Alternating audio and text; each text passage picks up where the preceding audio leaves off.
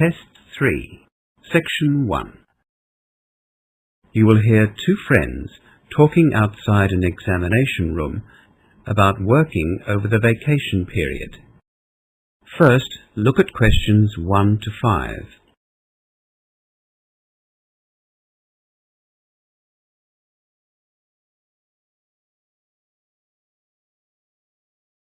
You will see that there is an example already done for you. For this question only, the conversation relating to the example will be played first. Hi, Peter. I'm so pleased that exam's over. Me too, Crystal. I'm exhausted. I stayed up late last night studying and then got up early this morning. Well, you can rest now. We're on holidays for 3 glorious weeks. Peter said he stayed up late studying last night, so C is the correct answer. Now we shall begin.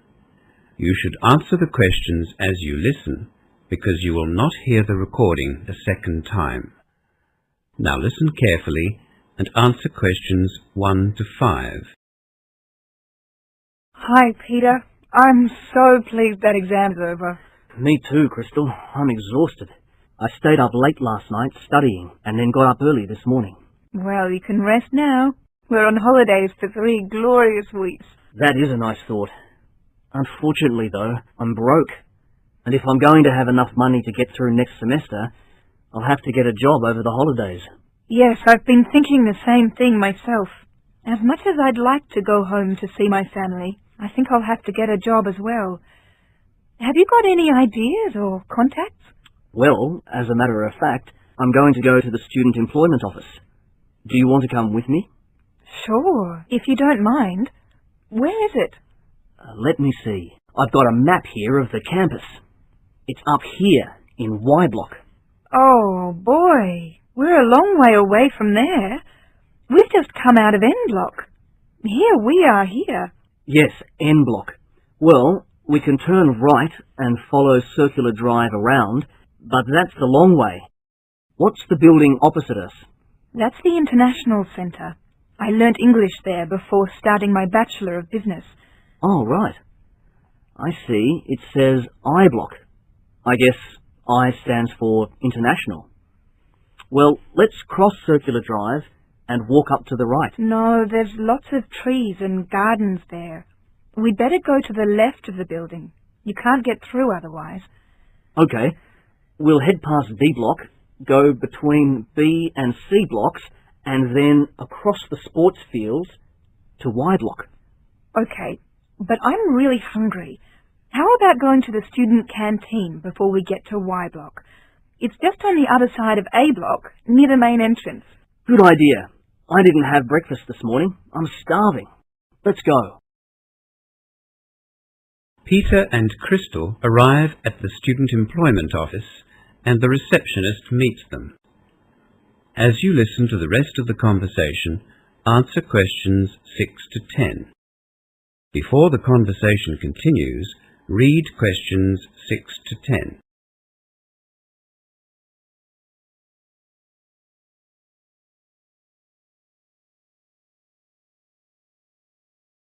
Good morning. Can I help you? Good morning. Yes. We'd both like to find some vacation work. Right. For this vacation period? Yes. Mm-hmm. Have you registered with us? No. Oh, you have left it a bit late. Students usually register with us around mid-semester. Really? Yes, but never mind. You will need to register, but before you do that, you'll need to be interviewed by one of our consultants. Oh. I thought you would just give us a list of job vacancies and we would contact those places directly. No. We don't give out contacts until after you've been interviewed and registered. I see. Would you like to make an appointment to have an interview? Yes, please. Yes, as soon as possible. Let me see.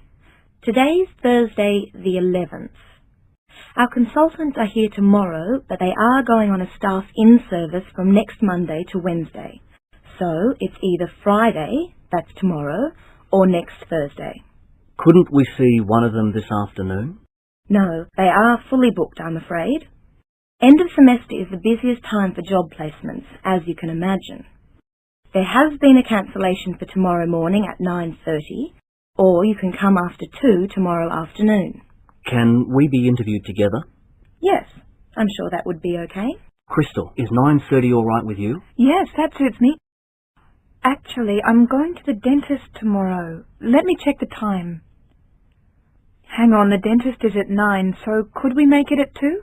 No problem. Okay, that's for 2 o'clock then. What's your surname? Pastel. P-A-S-T-E-L. Peter's my first name. Thanks. And yours? My surname's Lou, L-U, and my first name's Crystal. That's C-R-Y-S-T-A-L. Right.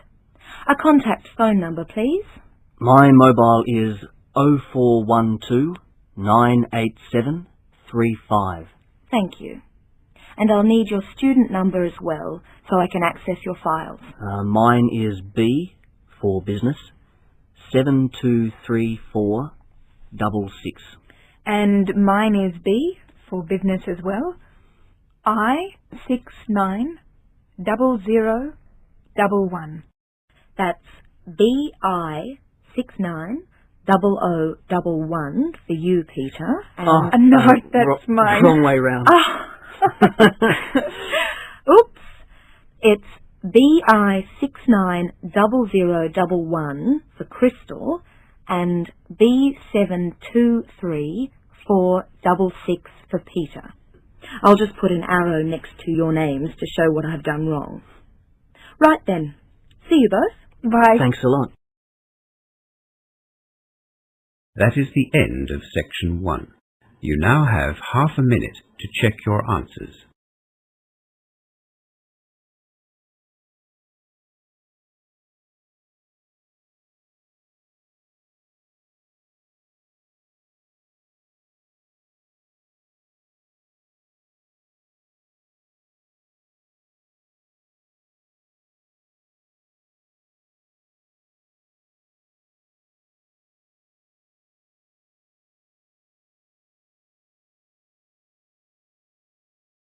Now turn to section 2 of your listening question booklet.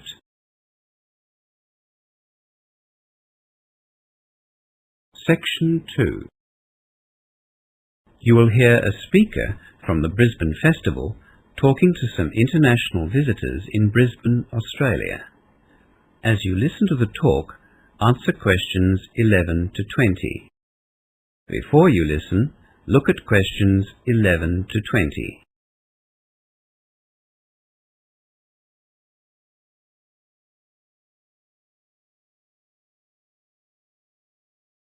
Good evening. I've been asked to tell you all about the Brisbane Festival, which is being held here in Brisbane from September the 8th to October the 6th. You are all, of course, welcome to come along to the various activities that we have planned while you're visiting our city. We're happy to announce that we have some free tickets, which I'll hand out later. The Brisbane Festival is held every year in a number of venues around Brisbane, not only to show off our own local talent, but also to celebrate the incredible talent that we have in the Australian and the South East Asian region. It's a great time for us to catch up with our interstate and international friends, and we're thrilled that this year we have a record number of performances from Southeast Asian participants. We have seen an increased amount of interest from European and American artists in recent years, and we welcome them as well. Our goal is to bring people together through art by making art accessible to everyone. The Brisbane Festival aims to promote cultural understanding and interaction. Right, well, as you experienced today, we have a wonderful climate here in Brisbane. Our average temperature is about 24 degrees Celsius, and we have something like 290 sunny days a year. Naturally, we want to take advantage of this, so we've scheduled performances in public places such as South Bank Parklands and the City Gardens, as well as the more traditional indoor venues, the Performing Arts Centre, Brisbane Convention Centre, the Brisbane Powerhouse, and some of our university campuses. I'll hand out a copy of the program shortly, but I'd like to tell you about some of the highlights of the program and encourage you to enjoy as many of them as possible. I can also give you details on how to get to the venues. The first event that I'll be seeing is the Israel Philharmonic Orchestra at the Performing Arts Centre tomorrow night. That's September 8. It starts at 8 p.m. and because there is one performance only, you should get there well before 8 p.m., say 7:30 at the latest. And then for something completely different, Monkey, which is a play, is showing at the Powerhouse at 6:30 on the following night. So you will have 2 late nights in a row, but they are such different performances that I think you have to see both of them. Monkey is based on a 16th century Chinese story. You might have seen the television series. I can't wait for that one. We also have plenty of music on the itinerary. For those of you who like to hear arias, world-renowned soprano Sumi Jo is performing with the Queensland Orchestra on September the 11th. She will be starting at 8 p.m. If you can't make it then, though, she will be performing some opera at later performances. And talking about music, Festival Club is going to be held every evening from Wednesdays to Saturdays at the City Gardens.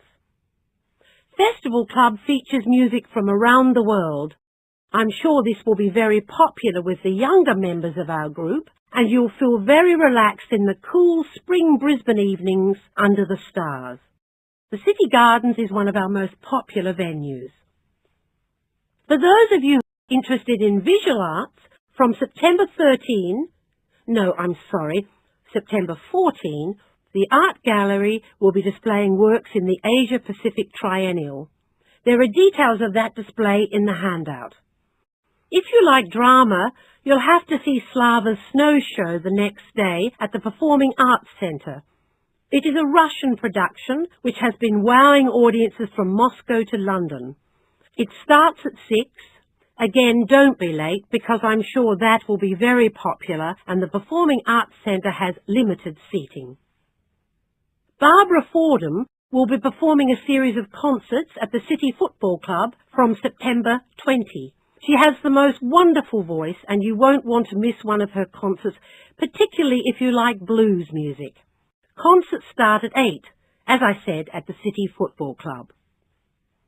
We also have a Poetry and Writers Festival happening in Brisbane, if you're into that. The Poetry Festival starts on September the 22nd, and the Writers Festival will be on from October 4 to October 6.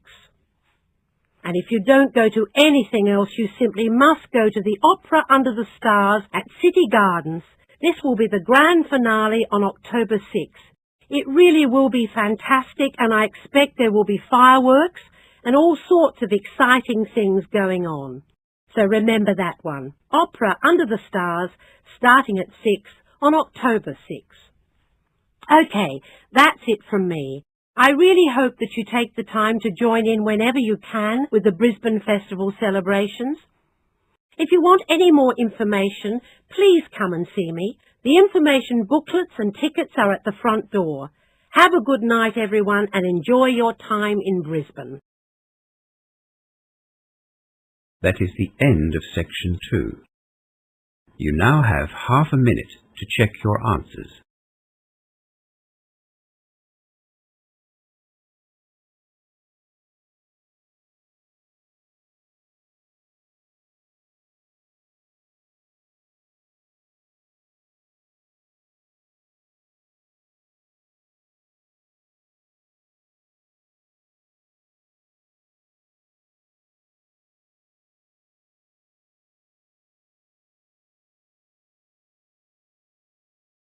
Now turn to section 3 of your listening question booklet.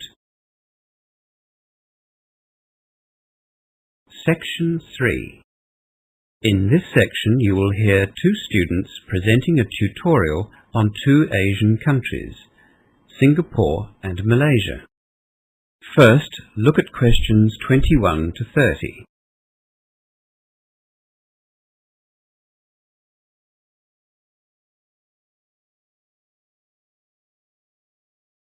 Now listen to the 2 students and answer questions 21 to 30.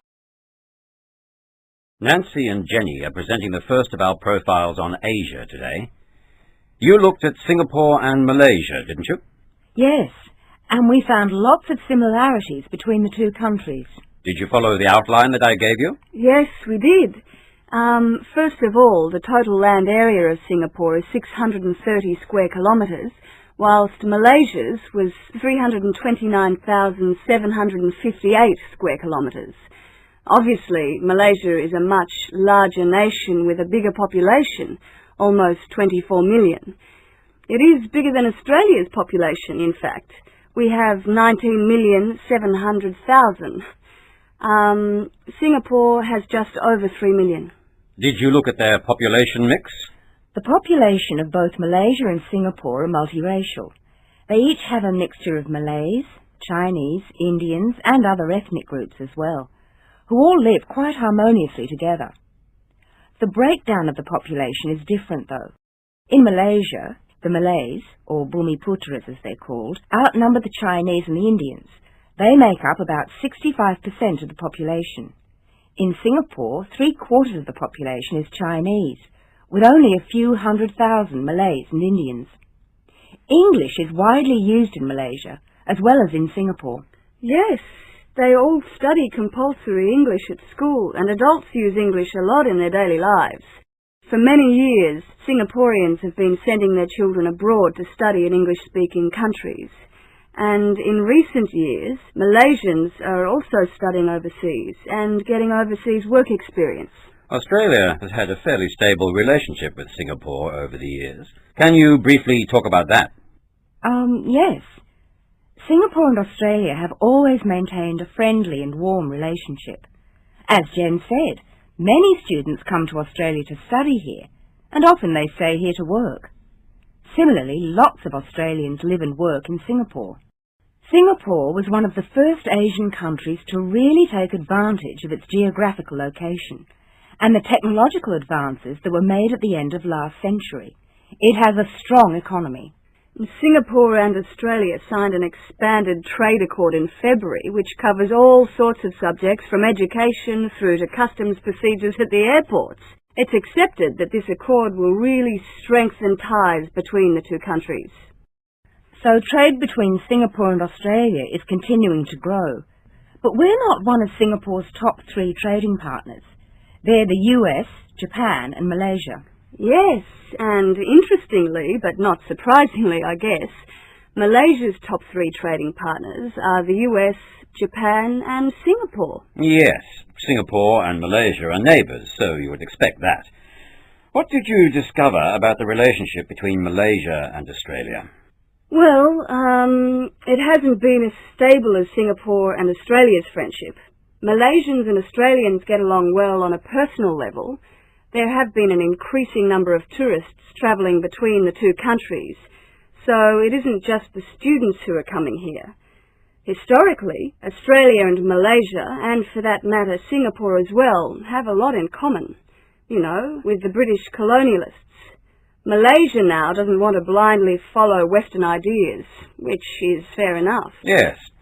This is something that we'll talk about later in the semester.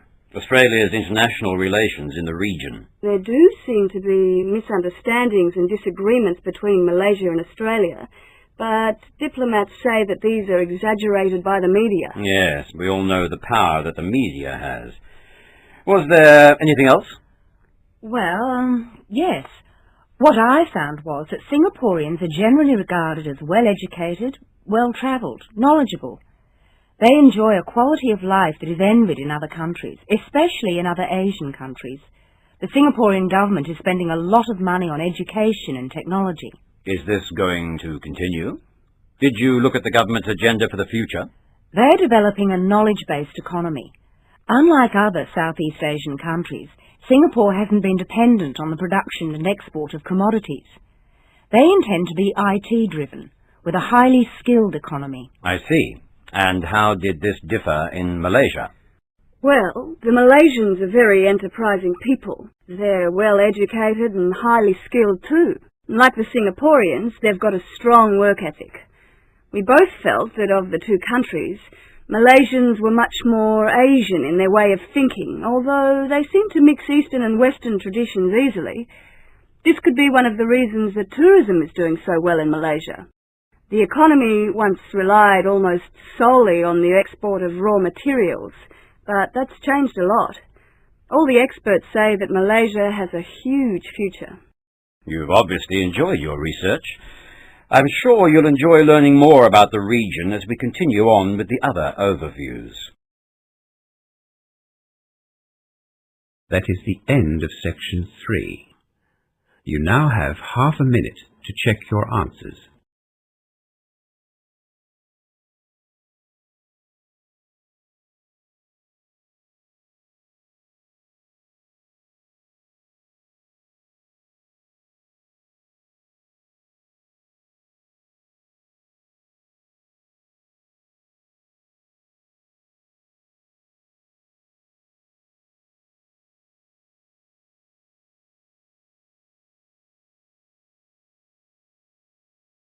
Now turn to section 4 of your listening question booklet.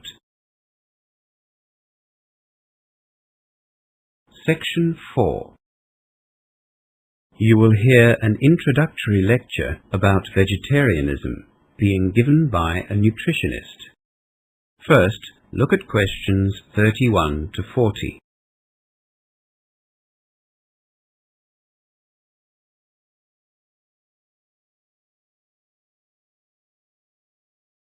Now listen to the lecture and answer questions 31 to 40. You will all have a vague understanding of what being a vegetarian is all about. Vegetarianism has been practiced for thousands of years. The simplest definition is someone who doesn't eat meat, of course. But does abstaining from eating meat include seafood and chicken? The fact of the matter is that people adopt the label vegetarian but still eat meat, at least to varying degrees. Within true vegetarianism, that is where a vegetarian is someone who doesn't eat any meat at all, there are 3 subgroups. A lacto-ovo-vegetarian eats no meat but does consume dairy products and eggs. The second subgroup, lacto-vegetarians, also don't eat meat, but while they will consume dairy products, they don't eat eggs. And then, of course, there are vegans, people with a strict vegetarian diet that don't eat any animal product or byproduct, including honey.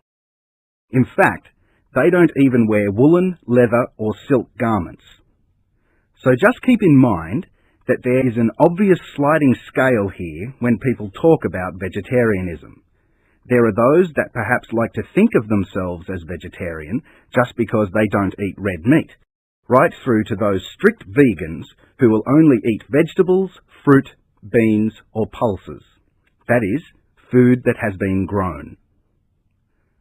For our purposes today, we'll be talking about vegetarians as those people who don't eat any form of meat at all, red meat, fish, or poultry, but do use dairy products and eggs. Lacto-vegetarians and vegans are not in the majority anyway.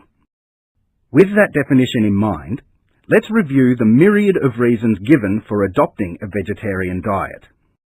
These include all sorts of preposterous theories that claim all humans should be vegetarian simply because it's natural, or that humans are naturally vegetarian because biologically we resemble plant eaters. In the real world, vegetarians, generally speaking, accept that humans are omnivores. They are capable of eating both plant and meat foods. Statistics show that the majority of vegetarians have adopted a vegetarian diet because of their religious beliefs, as in the case of Hindus and Buddhists, for example, or because of health-related concerns. That is, they see vegetarianism as a healthier alternative. Look, that's not to say there aren't other reasons. Some people just don't like the taste of meat, and others simply can't afford to buy it. A significant number of vegetarians are animal liberationists who are against the killing of animals for human consumption. These vegetarians have taken the step of refusing to eat meat, and in doing so, show that they don't condone those killings. They see the whole industry as barbaric. In the past, at least in my social circle, such a cause was seen as noble, and many of us held vegetarians in high regard. They lived up to their beliefs. In more recent times, as we see the disastrous impact of introduced hooved animals on lands and the amount of resources used to feed stock at the expense of using arable land for crops, their noble cause has been ecologically justified as well. Land resources, and arable lands in particular, are scarce and becoming scarcer. Perhaps it is wrong to allocate these resources to raising those animals which provide us with a food source that we can live without. But is this the case? Can we live without meat in our diet? And is living a vegetarian lifestyle indeed more healthy, as advocates would have us believe? Vegetarians claim that a well-balanced vegetarian diet will supply all the essential nutrients we need to be healthy. In Western societies, as late as 20 or 30 years ago, there were many myths about vegetarianism. Those switching to vegetarianism would be warned about serious vitamin deficiencies. Statistically, though, the vegetarians are supported in their claim that vegetarians are healthier than meat eaters. The incidence of heart disease and cancer, for example, are significantly lower in non-meat eaters. In fact, it's claimed that the risks from certain cancers are reduced by up to 40% in a vegetarian diet. And let's face it, in modern Western society, with our concerns regarding obesity, you don't see too many overweight vegetarians, do you? Vegetarians consume less fat and protein than we do, and the fat that they do consume is in the main unsaturated, which is what has been recently labelled good fat. On the other hand, animal fats tend to be saturated, and an increased intake of saturated fats can lead to high cholesterol. Respiratory problems too seem less common in vegetarians, but this is also the case with meat eaters who include a lot of fruit and vegetables in their diet. The UK Vegetarian Society's website quotes medical research has shown that on average, a lifelong vegetarian visits hospital 22% less than a meat eater. The fact that the number of practicing vegetarians has almost doubled in the last 15 years speaks volumes about the way our concerns for healthy living have changed. The reasons given for this increase have been, according to a recent survey, 94% due to the perceived health benefits associated with a vegetarian lifestyle. Doctors and nutritionists and responsible groups like the Vegetarian Society are rightly concerned that those adopting the vegetarian diet do so in an informed way. There are health benefits to be gained by turning vegetarian, but there are also guidelines that need to be followed. Vitamin B12, for instance, and recommended amounts of iron are not easily found in a vegetarian diet, and yet they are vital for healthy living. So, where can such vitamin and mineral replacements be found in the vegetarian diet?